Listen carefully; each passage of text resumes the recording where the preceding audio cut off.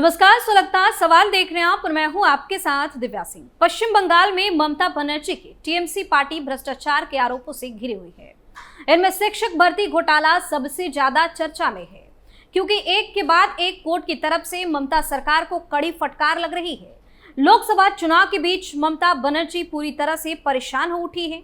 बता दें कि ममता ने शिक्षक भर्ती घोटाले में हाईकोर्ट के आदेश के खिलाफ सुप्रीम कोर्ट का रुख किया था, लेकिन सुप्रीम कोर्ट में चीफ जस्टिस डीवाई चंद्रचूड़ की बेंच ने ऐसा कुछ कहा जिससे ममता का मुंह उतर गया। वहीं ममता की इस हालत पर तमाम तरह के सवाल सुलग रहे हैं।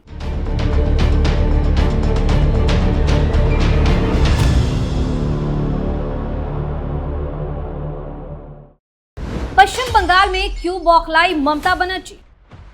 सुप्रीम कोर्ट ने क्यों लगाई जमकर फटकार? शिक्षक भर्ती घोटाले में क्या है कोर्ट का बयान? कैसे बढ़ रही ममता सरकार की मुश्किलें? इन सवालों ने सियासी पारा हाई कर दिया है और अब ममता बनर्जी की टेंशन और ज्यादा बढ़ा दी है। बता दें कि पश्चिम बंगाल में शिक्षक भर्ती घोटाले पर सुप्रीम कोर्ट में सुनवाई हुई। इसमें शीर्ष कोर्ट ने हाई कोर्ट के फैसले पर रोक लगा दी। सुप्रीम कोर्ट ने यह भी कहा कि सीबीआई अपनी जांच जारी रखे, लेकिन कर्मचारी उम्मीदवारों पर कोई एक्शन ना ले। अदालत ने 25,000 शिक्षकों की नियुक्ति रद्द किए जाने को चुनौती देने वाली याचिका पर सुनवाई की। चीफ जस्टिस डीवाई चंद्रचूड़ की बेंच ने बंगाल सरकार से तीखे सवाल पूछते हुए कहा कि आखिर जब नियुक्ति प्रक्रिया पर ही सवाल उठ रहे थे तो फिर अतिरिक्त पद क्यों निकाले? यही नहीं, वेटिंग लिस्ट में रहने वाले कैंडिडेट्स तक को क्यों नियुक्ति मिल गई? वहीं बंगाल सरकार के वकील नीरज किशन कौल ने कहा कि यह तो सीबीआई ने भी नहीं कहा है कि 25,000 शिक्षकों की नियुक्ति अवैध है। हर चीज शिक्षक और छात्र अनुपात के मुताबिक थी। वहीं बंगाल सरकार के एक अन्य वकील जयदीप गुप्ता ने कहा कि हाईकोर्ट का फैसला ही गलत है, जिसमें उसने शिक्षकों की नियुक्ति को रद्द कर दिया है। उन्होंने कहा कि ऐसा फैसला देना तो हाईकोर्ट के अधिकार क्षेत्र में ही नहीं है और सुप्रीम कोर्ट के ही फैसले के विपरीत है। इस पर चीफ जस्टिस डीवाई चंद्रचूड़ ने कहा कि भर्ती परीक्षा से जुड़ी कॉपियां क्यों खत्म कर दी गई? ओएमआर सीट और आंसर सीट्स का क्या हुआ?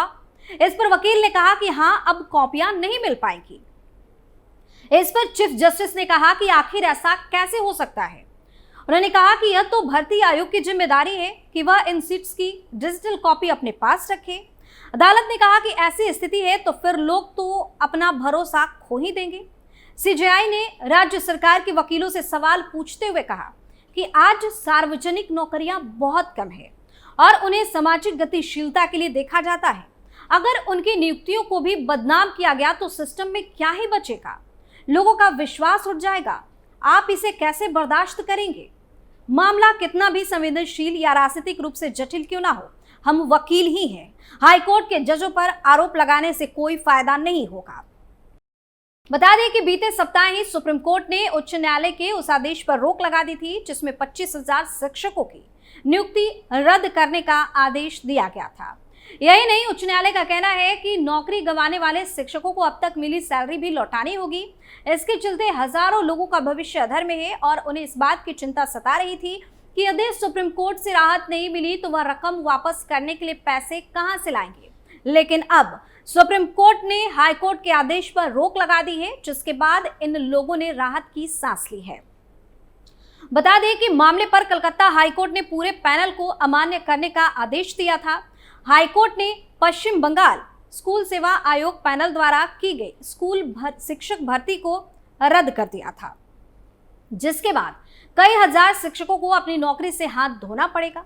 बता दें कि कलकत्ता हाई कोर्ट ने 2016 का पूरा जॉब पैनल ही रद्द कर दिया था। कोर्ट ने फैसला सुनाते हुए कक्षा 9वीं से 12वीं और समूह सी और डी तक की उन सभी नियुक्तियों को रद्द कर दिया जिनमें अनियमितताएं पाई गई। इसके साथ ही करीब 23,000 नौकरियों को रद्द कर दिया। इस भर्ती में पैनल पर करीब 5 से 15 लाख रुपए की घूस लेने का आरोप है। कलकत्ता हाईकोर्ट के जस्टिस देवांशु बसाक की बेंच ने यह फैसला सुनाया था। इसके अलावा कोर्ट ने शिक्षकों को जो वेतन दिया गया था उसे भी लौटाने का आदेश दिया था। इन लोगों को 4 हफ्ते के अंदर 12% ब्याज के साथ पूरा वेतन लौटाने का आदेश दिया। इसके लिए कोर्ट ने जिला अधिकारियों को पैसे वसूलने के लिए 6 सप्ताह का समय भी दिया था। हाईकोर्ट ने स्कूल सेवा आयोग को दोबारा से नई नियुक्ति शुरू करने का भी निर्देश दिया था। बता दें कि याचिकाकर्ताओं का आरोप था कि जिन उम्मीदवारों के नंबर कम थे उन्हें मेरिट लिस्ट में ऊपर स्थान मिला। इतना ही नहीं, कुछ शिकायतें ऐसी भी थी जिसमें कहा गया कि कुछ उम्मीदवारों का मेरिट लिस्ट में नाम न होने पर भी उन्हें नौकरी दे दी गई। याचिकाकर्ताओं ने दावा किया कि कुछ ऐसे भी उम्मीदवारों को नौकरी दी गई जिन्हें टीईटी परीक्षा भी पास नहीं की थी, जबकि राज्य में शिक्षक भर्ती के लिए टीईटी की परीक्षा पास होना अनिवार्य है। इसी तरह से राज्य में 2016 में एसएससी द्वारा ग्रुप डी की 13,000 भर्ती के मामले में शिकायतें मिली थी। हाईकोर्ट ने इन सभी याचिकाओं पर सुनवाई करते हुए सीबीआई जांच के आदेश दिए थे।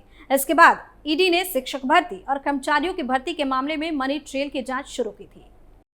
बता दें कि कलकत्ता हाईकोर्ट के फैसले पर ममता बनर्जी ने कहा था कि जिन लोगों ने आज अपनी नौकरी खोई है, मैं उन्हें बताना चाहती हूं कि हम लड़ेंगे और अंत तक लड़ेंगे। क्या आप नहीं जानते हैं कि जिन्होंने आदेश दिया है उन्होंने बीजेपी ज्वाइन कर ली है। हम इस फैसले को चुनौती देंगे। इस फैसले से 26,000 उम्मीदवारों की किस्मत जुड़ी है। हम नौकरी देने की कोशिश कर रहे हैं। ये अवैध आदेश है। हम इस फैसले के खिलाफ सुप्रीम कोर्ट जाएंगे, लेकिन चिंता मत कीजिए। मैं आपको बताना चाहती हूँ कि 10 लाख और नौकरियां तैयार है। दरअसल बंगाल में हुआ यह घोटाला 2014 का है। तब पश्चिम बंगाल स्कूल सर्विस कमीशन यानी कि एसएससी ने सरकारी स्कूलों में शिक्षकों की भर्ती निकाली। प्रक्रिया 2016 में शुरू हुई थी। उस वक्त पार्थ चटर्जी शिक्षा मंत्री थे। इस मामले में गड़बड़ी की कई शिकायतें कोलकाता हाईकोर्ट में दाखिल हुई थी। याचिकाकर्ताओं का आरोप था कि जिन कैंडिडेट के नंबर कम थे उन्हें मेरिट लिस्ट में टॉप पर रखा गया। कुछ कैंडिडेट का मेरिट लिस्ट में नाम ना होने पर भी उन्हें नौकरी दे दी गई। ऐसे लोगों को भी नौकरी दी गई जिन्होंने टीईटी परीक्षा भी पास नहीं की थी। मई 2022 में कलकत्ता हाईकोर्ट ने सीबीआई को आदेश दिया था कि Paschim Bangal school service commission और Paschim Bangal board of secondary education की तरफ से 2014 से 2021 के बीच नॉन टीचिंग स्टाफ और टीचिंग स्टाफ में जो भी अपॉइंटमेंट किए गए हैं उनकी जांच की जाए। ऐसी खबरें थी कि उम्मीदवारों ने सिलेक्शन टेस्ट में फेल होने के बाद सिलेक्शन के लिए 5 से 15 लाख रुपए तक की रिश्वत थी। यह घोटाला पार्थ चटर्जी के शिक्षा मंत्री रहने के दौरान हुआ था। जुलाई 2022 में ईडी ने चटर्जी और उसकी करीबी अर्पिता मुखर्जी को गिरफ्तार किया। गिरफ्तारी के बाद ममता बनर्जी ने चटर्जी को पद से हटा दिया और पार्टी से भी बर्खास्त कर दिया। वहीं सीबीआई ने 30 सितंबर को पहली चार्जशीट पेश की थी। इसमें पूर्व शिक्षा मंत्री पार्थ चटर्जी समेत 16 लोगों के नाम थे। पार्थ चटर्जी और अर्पिता मुखर्जी तब ईडी की गिरफ्त में थे। पार्थ 23 जुलाई 2022 से जेल में है। उनकी जमानत याचिकाएं खारिज हो चुकी हैं। वहीं टीएमसी विधायक और स्टेट प्राइमरी एजुकेशन बोर्ड के पूर्व अध्यक्ष माणिक भट्टाचार्य को ईडी ने 11 अक्टूबर को गिरफ्तार किया। वहीं 2023 मार्च में ईडी ने टीएमसी के youth wing leader Shantanu Banerjee को हुगली से गिरफ्तार किया था। ईडी ने 13 मार्च को एक स्पेशल कोर्ट में उसे पेश करते वक्त बताया था कि शिक्षक भर्ती घोटाला फिलहाल 350 करोड़ रुपए का दिखाई दे रहा है, लेकिन ये इससे कहीं ज्यादा बड़ा हो सकता है। इसी समय पूछताछ के दौरान बनर्जी ने कहा था कि इस पूरे मामले का मास्टरमाइंड टीएमसी का एक अन्य गिरफ्तार यूथ विंग नेता कुंतल घोष है।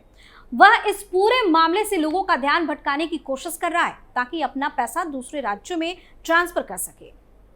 12 मई 2023 को कलकत्ता हाईकोर्ट की सिंगल बेंच के जस्टिस अभिजीत गांगुली ने 32,000 शिक्षकों की भर्ती रद्द करने का आदेश दिया था।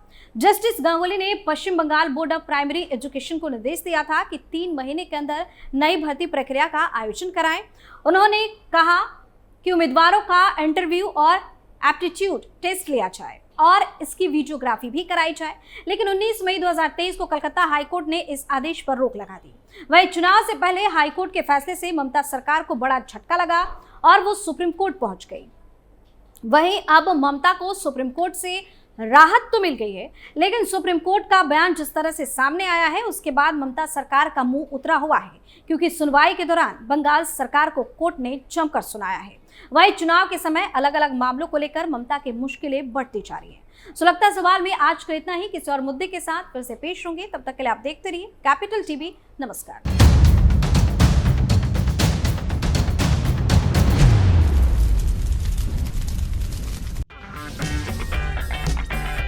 अगर आपको हमारा वीडियो पसंद आया हो तो इसे लाइक करें, हमारे चैनल को सब्सक्राइब करें और हाँ, बेल आइकन दबाना ना भूलें ताकि आप तक हमारे वीडियो की नोटिफिकेशन पहुंचती रहे।